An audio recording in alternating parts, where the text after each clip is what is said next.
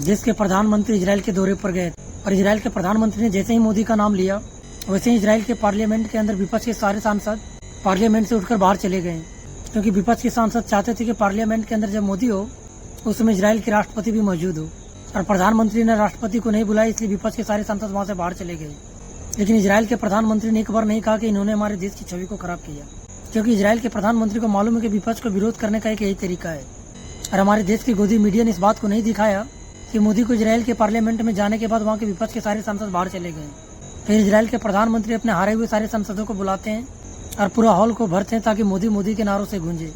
सोचिए, हमारे देश के प्रधानमंत्री अपनी छवि को बचाने के लिए दूसरों के दामन पर किस तरह से दाग लगाते हैं। प्रधानमंत्री ने इजराइल पार्लियामेंट में इस बात का जिक्र किया जो मुंबई में 26/11 को हुआ था, लेकिन प्रधानमंत्री ने इजरायली पार्लियामेंट में जिक्र नहीं किया कि पुलवामा में हुआ था, बालाकोट भी हुआ था और पहलगांव भी हुआ था, क्योंकि प्रधानमंत्री को मालूम था अगर उसका जिक्र होगा तो बीच में ट्रंप आएगा और ट्रंप के साथ मैंने जो समझौता किया फिर उसका जवाब हमको इजराइल के पार्लियामेंट में देना होगा, क्योंकि अपने देश के पार्लियामेंट में तो उसका जवाब दे नहीं सकते, क्योंकि यहाँ जवाब लेने के लिए राहुल गांधी सामने खड़े हैं। ये हमारे देश की सच्ची राजनीति।